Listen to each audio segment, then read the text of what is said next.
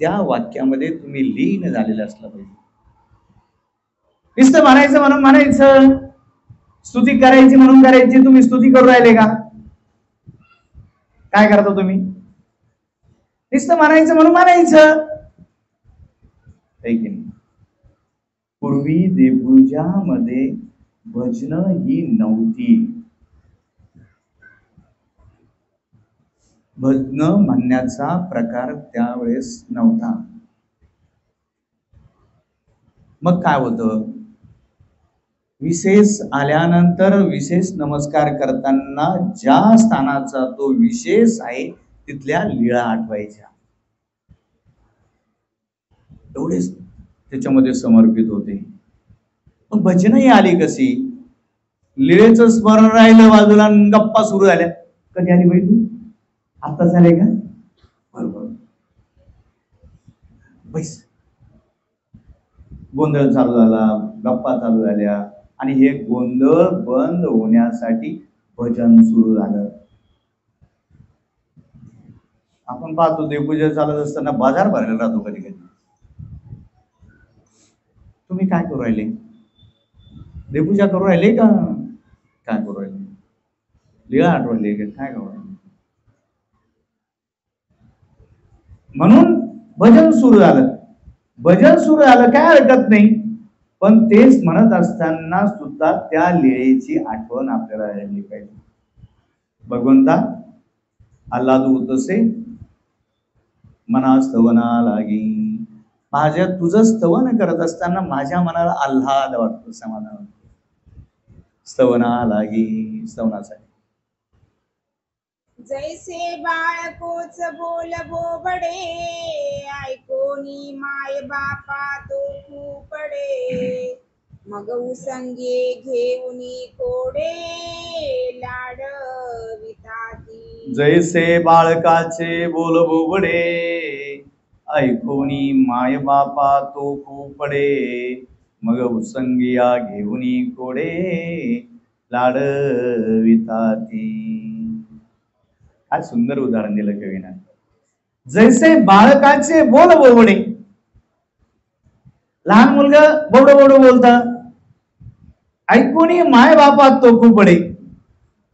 ते लहान मुलाचं ऐकून आई बापांना तोष पडतो, तो त्याच समाधान वाटतं. मग उसंगिया घेऊनी कोडे, लाड विताती. लगेच त्या लेकराला कडेवर घेते आई आणि त्याचा कोण कौतुक करते, लाड करते, समाधान वाटतं. लगेच पप्पी घेते त्याच. कशामुळं? त्याच बोल बोबड आहे की नाही. आई मला बोलतो, बोबड बोबड बोलच बोलत आहे की नाही. लाड लाड लाड लाड आहे की नाही. आई मला चॉकलेट दे, ही दे, ती दे. ते कौतुक वाटतं आपल्या लहान लेकराचं आहे की नाही. कौतुक वाटल्यानंतर आई त्याला कडेवर घेते आणि तिचे लाड कौतुक पुरवते. तसं भगवंताला आपण जर स्तुती स्तवन जर केलं तर भगवंत सुद्धा आपल्याला कडेवर घेतल्याशिवाय राहत. नुसतं कडेवरच घेत नाही तर कडेवर घेऊन आपल्यापेक्षा वर नेतो.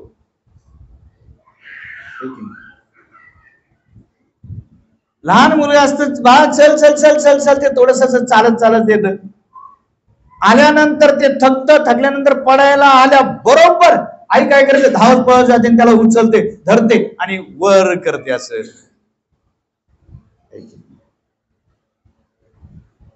तुम्ही तुमचे आचारा विचाराचे कष्ट करून भगवंत म्हणतात चल चल चल कर, प्रयत्न कर, चल. हा प्रयत्न करतो, आठवण विजन भिक्षा भोजन कष्ट करतो, प्रयत्न करतो. पडायला आल्या बरोबर भगवंत धावत पळत जातात, त्याला उचलून घेतात आणि आपल्यापेक्षा उंच आसनावर नेऊन टाकतात. ब्रह्मस्वरूपी, ईश्वर स्वरूपी. त्यांनी आपल्याला कडेवर उचलण्यासाठी आपल्याला थोडंफार का नाही होईना चालण्याचा प्रयत्न करावा लागतो. तुम्ही जर काहीच चालले नाही, काहीच प्रयत्न केले नाही, उचलेल का? तुम्हाला पडूच देणार नाही कधीच. न पडू देण्यासाठी तुम्हाला प्रयत्न करणं गरजेचं आहे. तैसा मी अबोधू अज्ञानू नव्हे जाणता सज्ञानू परी झळकला लोचनू गुरु कृपेचा. तैसा मी अबोधू अज्ञानू नव्हे जाणता सज्ञानू परी झळकला लोचनू गुरु कृपेचा. तैसा मी अबोधू अज्ञानू, तसा मी लहान लेकराप्रमाणे अबोध आहे, म्हणजे मला बोध झालेला नाही, मी अज्ञान आहे. अज्ञान, अन्यथा ज्ञान आणि ज्ञान, किती प्रकार आहे? 3 प्रकार.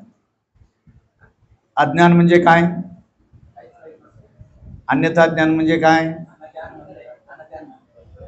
आणि ज्ञान म्हणजे काय?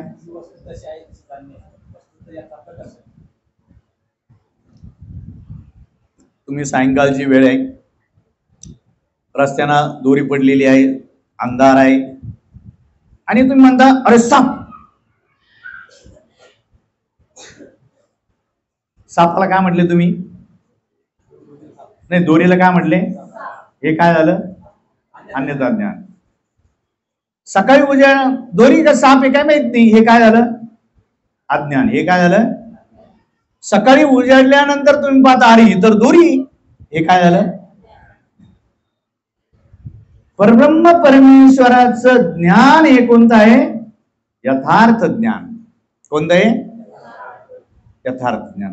म्हणजे देवतेला देवताच म्हणणं, परमेश्वराला, जीवाला, प्रपंचाला, हे यथार्थ ज्ञान. तैसा मी अबोधू अज्ञानू नव्हे जाणता सज्ञानू. मी जाणता नाही भगवंत. कवी म्हणतो देवा भगवंता मी जाणता नाही, सज्ञान नाही. सज्ञान म्हणजे समबर्वेनी प्रकारे ज्ञान असलेला, त्याला काय म्हणायचं? सज्ञान म्हणजे काय? समबर्वेनी प्रकारे ज्ञान असलेला तो सज्ञान. मी कसा आहे म्हटले? सज्ञानू परी झळकला लोचनू गुरु कृपेचा. नव्हे जाणता सज्ञानू, मी जाणता नाही, परंतु तरी देखील झळकला लोचनू गुरु कृपेचा. परंतु माझ्यावर गुरुची कृपा दृष्टी पडल्यामुळं मी थोडंफार नाही म्हणे मला ज्ञान प्राप्त झालं. कशामुळे प्राप्त झालं? गुरुच्या प्रसादानं. इथं गुरु कृपा जी उच्चारलेली आहे ती भावार्थानं उच्चारलेली, पूर्ण अर्थानं नाही. काही होय काही नाही. गुरु कृपा का बरं उच्चारली? कारण परमेश्वर जसा आहे तसंच परमेश्वराचा ईश्वर परायण सुद्धा असतो. परमेश्वर जशी कृपा करतात तशी हा सुद्धा ईश्वराचा ज्ञानिया भक्त तो सुद्धा कृपा करू शकतो, पूर्ण अर्थानं नाही, तर भावार्थानं म्हटलेलं आहे. मज परी झळकला लोचनो, माझ्यावर गुरुची प्रसन्नता झळकली. गुरुची प्रसन्नता कशाने झळकते आणि गुरुची कृपा आपल्यावर कशाने होते? खूप महत्वाचं पॉइंट आहे बरं. गुरुच्या खावणीला उतरलं तर. सायंकाळची वेळ होती. सायंकाळी बाबा निरूपण करायचे. प्रश्न असे विचारायचं, उत्तर द्यायचं, प्रश्न विचारायचे, उत्तर द्यायचं.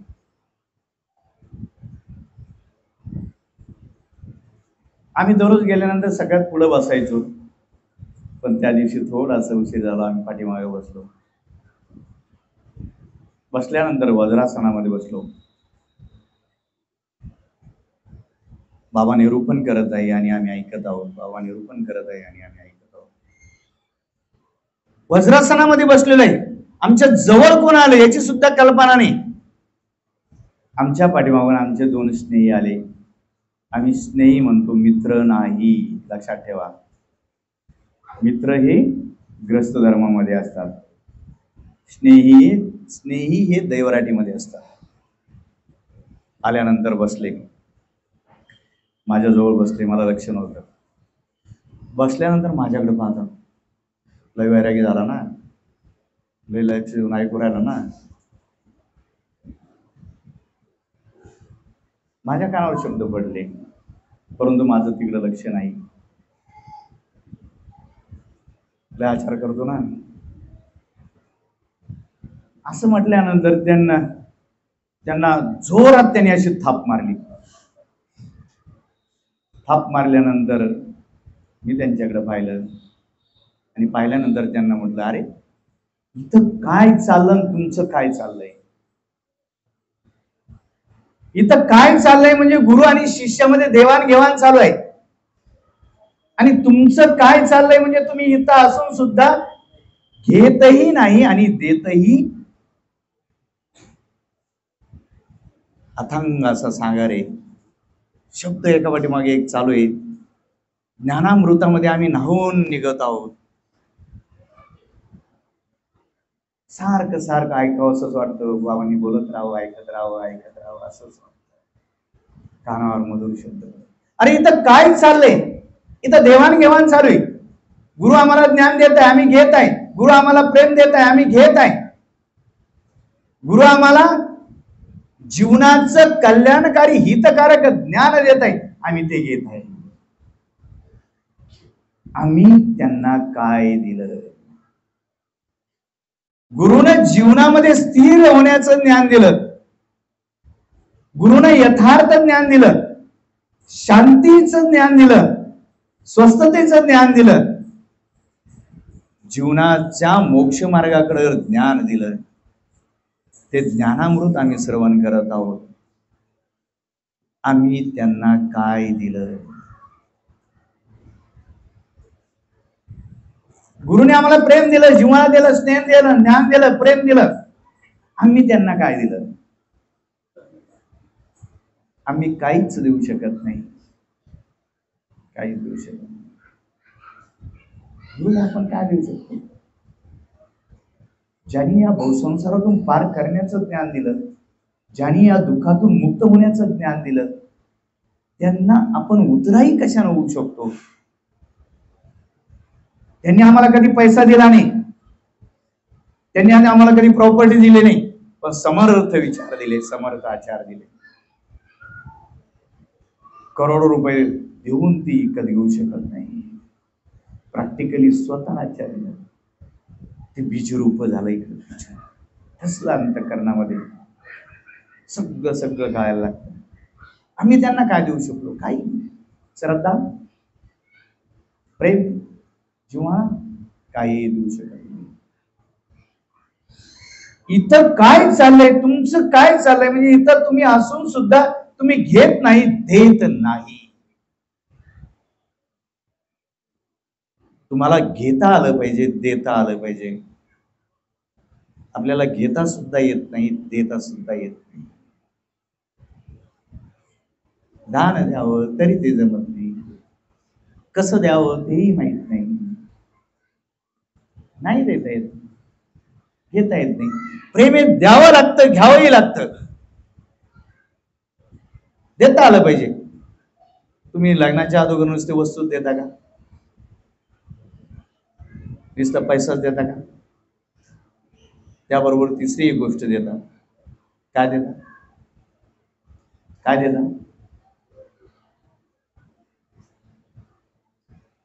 भावना. काय देता? तुम्ही नुसती वस्तू दिली नाही, तुम्ही न सुद्धा पैसा दिला नाही, त्यासोबत तुम्ही भावनाही दिलेल्या आहे. रिप्लेसमेंट तुम्ही काय देता ते तुम्हाला मिळणार आहे. तुम्ही जर त्याला घडी दिली तर तो काय देणार आहे? टीव्ही. तुम्ही जर शोकेस दिलं तर तो काय देणार आहे? फ्रीज. तुम्ही जे द्याल त्याच्या बदल्यात डबल मिळतं.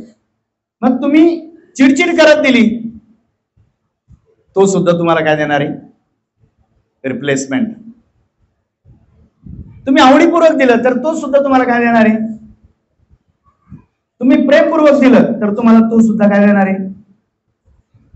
तुम्ही व्यवहार म्हणून दिलं तर तो सुद्धा काय देणार आहे. म्हणून तुम्ही काय देता, काय घेता. देताही आलं पाहिजे आणि घेताही आलं पाहिजे. एका ठिकाणी वास्तू शांती होती. माझी सिकीन होती, तिची वास्तू शांती होती. तिच्या मैत्रिणीनं एक वस्तू आणली, फोटो. आणल्यानंतर पारायण वगैरे झालेलं असतं. म्हणे बाबा ही तुमच्या हाताने खोला. त्याला कागद वगैरे लावलेला होता.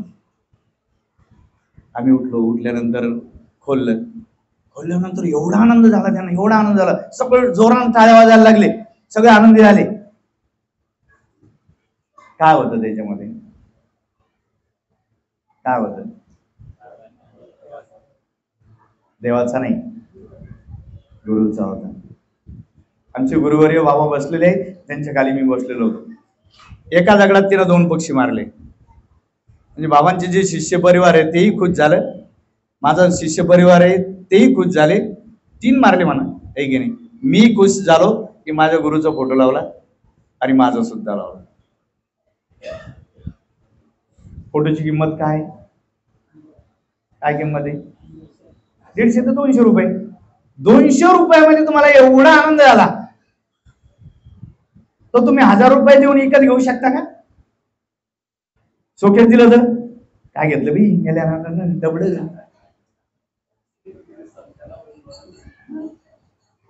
आहे का त्याच्यामध्ये आनंद? किती मोठं घ्या तुम्ही, आहे का? देताही आलं पाहिजे, घेताही आलं पाहिजे. प्रेम तुम्हाला देता आलं पाहिजे आणि घेताही आलं पाहिजे. म्हणून आम्ही म्हणत असतो की आमचं परिवार खूप मोठा आहे, सगळे जग आमच्यावर प्रेम करतात. आपण ईश्वरीच्या घरामध्ये मर्यादा असते. आई वडील एकमेकाबद्दल तेवढंच प्रेम असतं, बस. ते सगळा समाज आहे. म्हणून परी झळकला आलोचनो गुरु कृपेचा. म्हणून गुरु कृपा असणं अत्यंत गरजेचं आहे. गुरुची प्रसन्नता असणं अत्यंत गरजेचं आहे. आणि गुरुची प्रसन्नता असण्यासाठी गुरुच्या मनोधर्मानं वागणं गरजेचं आहे, तरच गुरुची प्रसन्नता प्राप्त होते. या लक्ष असतं घ्या. आणि गुरुची कृपा संपली घ्या. नाही 3 हे राहिले का? बरं घ्या, संपून टाकू, नाही की नाही, कारण उद्या होणार नाही. आम्हाला आज थोडं 5-10 मिनिटं उशीर झालं, चालेल ना? हा. त्या गुरुची प्रसन्नता, दया गुरुची प्रसन्नता, जया जोडिली सर्वथा.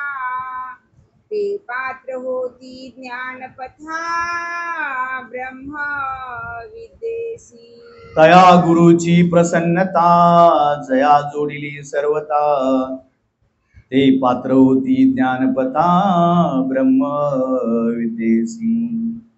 त्या गुरुची प्रसन्नता, त्या गुरुची प्रसन्नता ज्यांनी जोडली ना, जया जोडली सर्वता, ते पात्र होती ज्ञानपथा ब्रह्मविद्येसी. ते ज्ञानपथावर चालण्यासाठी योग्य होतात ब्रह्मविद्येसी, गुरुकडून ज्ञान घेण्यासाठी. कारण काय लागतं? पात्रता लागते. का? कारण ज्ञान घेण्यासाठी सुद्धा पात्रता लागते. ज्ञान घेण्यासाठी सुद्धा श्रद्धा लागते. श्रद्धावान लभते ज्ञान. गुरुवर श्रद्धा असली पाहिजे, तरच ते ज्ञान प्राप्त होतं. आणि गुरुची प्रसन्नता जोडायची जर असेल तर ते गुरुच्या प्रसन्नतेप्रमाणे वागलं पाहिजे, मनोधर्माप्रमाणे. गुरुची खावण आपली पाळल्या गेली पाहिजे. आमच्याकडे एक व्यापार होता. महात्मे ते भाजीपाला आणून बस स्टँडवर ठेवायचे. ठेवल्यानंतर त्या काळामध्ये सायकली वगैरे असायच्या. मग आमच्याकडे व्यापार होता, सायकल घेऊन जायचं आणि तो व्यापार घेऊन यायचं. संध्याकाळची वेळ होती, त्याले आम्हाला माऊली म्हणायची. माऊली ते घेऊन या. माऊली म्हणजे प्रेमळ स्वभाव असल्यामुळे माऊली म्हणायची. मग सायंकाळची वेळ होती, आम्ही प्रसंग ओढायला गेलो, देवपूजा वगैरे करून आलो. बाबांनी असं होतं, एक खोली होती, खोलीच्या पलीकडून पडदा होता, पलीकडून महिला आणि इकडून अलीकडून राहायचं. बाबा इकडे आल्यानंतर, हॉलमध्ये आल्यानंतर प्रसव मोडायचा भिक्षुकांना, असा नियम होता. त्या दिवशी आम्ही विजन लेट करून आलो, म्हणजे भरपूर वेळ विजनाला बसलो. मोठे हुशार घेऊन गेलो आणि गेल्यानंतर आज भरपूर वेळ विजन केलं बा, काही की नाही. गेल्यानंतर तो पडदा लावलेला होता, पडद्याच्या पलीकडूनच आम्ही दंडोत लावून माझा प्रसव मोडा म्हणून दंडोत केला आणि चालले गेलो दंड घालून. दुसऱ्या वेळेस जेव्हा दंडोत करतो त्यावेळेस तिकडे पाहतात तर माहित दंडोत करताना प्रसव मोडताना काही नाही. गेलो लक्ष एवढं म्हटलं आपण काय. मग ते आल्यानंतर म्हणे जा ते भाजीपाला घेऊन या. बाबांचं जेवण वगैरे झालं होतं, शतपावली वगैरे चालू होती. आम्ही गेल्यानंतर दंडोत बाबा ते घेऊन येतो सायकली भाजीपाला. बाबा काय म्हटले माहिती का, अरे तुम्हाला माहित नाही का. म्हटलं काय बाबा. महिलांचा प्रसव चालू असताना इकडे यायचं नाही. अरे मी तर पाहिला सुद्धा नाही, माझं लक्ष सुद्धा नाही, तरी सुद्धा एवढी पडदा होता, सगळं होतं, पण नियम तो नाही. चुकलं बाबा. 3 दिवस अन्न पाणी वर्ग करून दंडोत करायला गेलं का बाबांचा पाय पाठीमाग व्हायचा. प्रसन्नता जोपर्यंत जोडत नाही तोपर्यंत रडणं. चुकलं माझ्याकडून. ही गुरुची प्रसन्नता आहे. इतकी बारीक गोष्टी सुद्धा महिलांकडे सुद्धा बघायचं नाही, एवढा कडक नियम होता त्यावेळेस. एवढा बारीक नियम होता. आणि ते दुःख करून करून मग प्रसन्नता व्हायची, चूक कबूल करायची. मग ब्रह्मविद्येचं ज्ञान जर प्राप्त करायचं असेल गुरुकडून, तर गुरुची प्रसन्नता असणं अत्यंत गरजेचं आहे. मज नाही शास्त्र श्रवण, वरी बोध दातृत्वे मोलहीन, परी अनुसरावया कारण, मज निमित्त मज नाही शास्त्र श्रवण, वरी बोध दातृत्वे मोलहीन, परी अनुसरावया कारण, मज निमित्त वेदू. भगवंता मला शास्त्र श्रवण नाही, बोध दातृत्व नाही, मोलही नाही. मी मिळालेलं ज्ञान त्याचंही मला मोल नाही, मी मोलही नाही.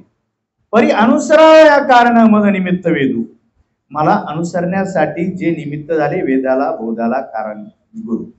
मग गुरु किती प्रकारचे आहे. जे तुम्हाला वेदाला कारण झाले, जे निमित्त कारण झाले उपदेशाला, आणि जे विद्यागुरु आहे की नाही, ज्यांच्या पासून तुम्हाला ज्ञान मिळालं. मग निमित्त गुरुपेक्षा विद्यागुरु श्रेष्ठ असू शकतो, कारण तुम्हाला बहुसंसारातून पार करण्याचं ज्ञान मिळालं, दुःखापासून सुटका मिळवण्याचं ज्ञान मिळवलं.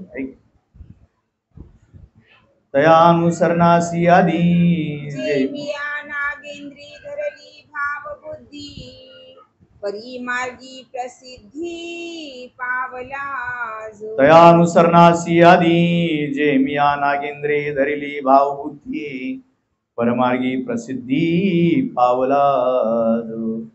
त्या अनुसरणाच्या आधी जे मिया नागेंद्र धरिला भावबुंदी, भावपूर्वक नागेंद्राच्या चरणाशी मी लीन झालो, गुरुच्या चरणाशी.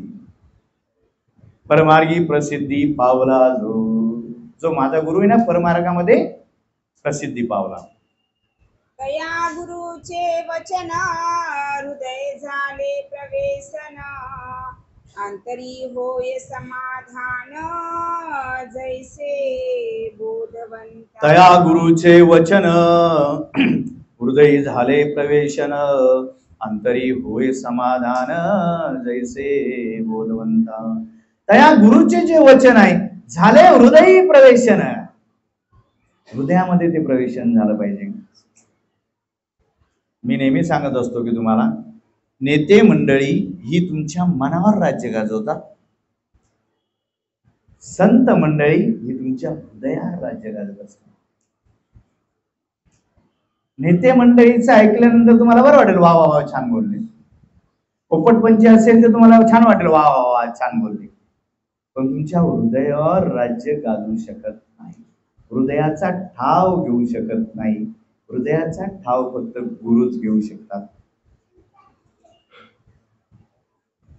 तया स्वस्थता झाला सुकेसी योगू पातला, तो भितरोनी आनंदाचा ढेकरू आला ओवियेचे नी. कवी म्हणतो, माझ्या हृदयामध्ये परब्रह्म परमेश्वराचं ज्ञान ज्या गुरुनं रुजवलं,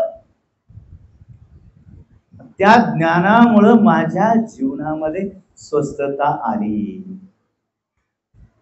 स्वस्थता म्हणजे स्थैर्य, स्वस्थता म्हणजे स्थिरता, स्वस्थता म्हणजे समाधान, स्वस्थता म्हणजे शांती. मी यत्किंचितही कोणत्याही गोष्टीनं विचलित होऊ शकत नाही. तो भितरोनी आनंदाचा ढेकरू आला सुकेशी योगू पातला. त्या ज्ञानामुळे मला सुख आलं, एवढंच नाही, सुखाचा योग आला, एवढंच नाही, ते भितरोनी आनंदाचा ढेकरू आला. आतमधून माझ्या आनंदाचा ढेकर आला. कुणामुळे आला? कुणामुळे आला? गुरुमुळे. आतमधून आनंदाचा ढेकर येणे, इथं आतमधून म्हटलेले, बाहेरून नाही. आपल्याला जिलेबी खाल्ली म्हणजे सुख वाटतं, लाडू खाल्ले म्हणजे सुख वाटतं, रस पेला म्हणजे सुख वाटतो, हे बाह्य आहे. बाह्य पदार्थाचा तुमच्याशी योग आल्यानंतर जे मिळतं ते सुख, आणि अंतरी जो असतो तो आनंद. म्हणून मी नेहमी सांगत असतो, उद्या ते तुम्हाला सविस्तर सांगणार आहे. लहान मुलं ज्यावेळेस जेवत असतात त्यावेळेस अर्ध ताटात, अर्ध पोटात, अर्ध नियतीनं परमेश्वरानं आनंदाचे क्षण तुम्ही तुमच्या ताटात वाढलेले आहे. तुम्ही पोटात किती टाकता, खाली वाया किती घालवता, हे तुमच्यावर अवलंबून आहे. जसं जसं वय होईल तसं तसं सांडण्याची प्रक्रिया, क्वांटिटी कमी झाली पाहिजे. जर होत नसेल तर तो तुमचा दसमुसळेपणा आहे. जन्माला आल्यापासून प्रत्येक क्षण, प्रत्येक मिनिट, प्रत्येक तास, प्रत्येक दिवस, प्रत्येक वर्ष तुम्ही आनंदानं जीवन जगतात का, याचा कधी आपण विचार केला? उद्या आपण तो बघू पूर्ण विषय, कधी विचार करत नाही.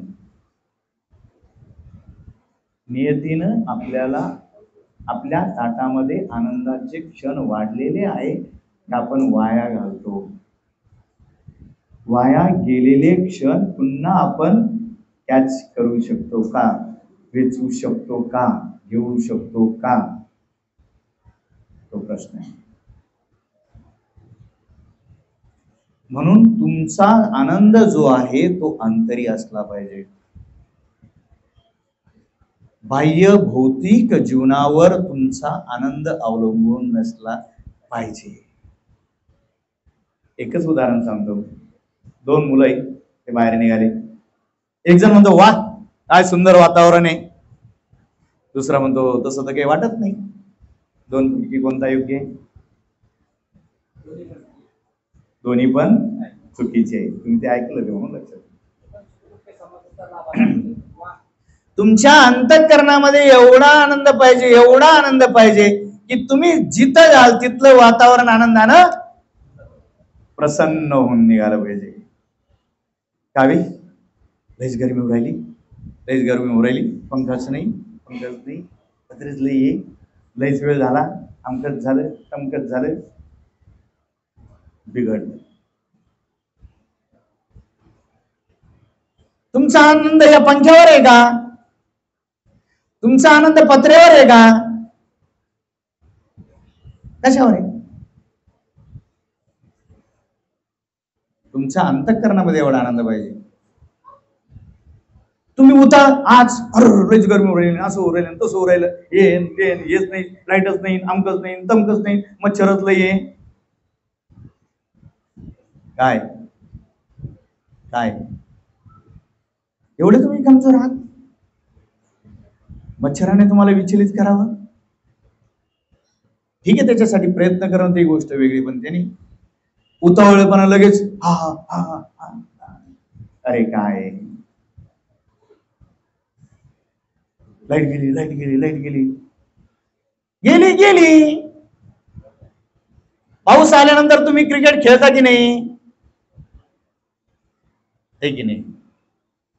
यस, काय अडचण नाही, नो प्रॉब्लेम. माईक बंद झाला, नो प्रॉब्लेम, मी बोलणार आहे, काय फरक पडणार आहे? माईक गेला, माईक गेला, माईक गेला. अरे काय, इतके आहात तुम्ही, एवढे उथळ आहात, बारीक बारीक सारीक गोष्टीने तुम्हाला विचलित करावं? बरं, म्हटल्याने काय त्या परिस्थितीमध्ये फरक पडणार आहे का? लाईट येणार आहे का? गरमी कमी होणार आहे का? यस, जसं आहे तसं. त्याही परिस्थितीमध्ये मी माझा आनंद हरपू देणार नाही. चहा आपल्या आनंद हरपतो इतका वेळ असतो का? समजत नाही का? रोगाला काय चहा? मी माझा आनंद हरपू देणार नाही. उद्या पूर्ण विषय बघू आपण. कवी म्हणतो, भितरून आनंदाचा ढेकूर आला. आनंदाचा ढेकर तुमच्या अंतःकरणामध्ये पाहिजे तर कुठे येणार आहे तो? कुठे येणार आहे?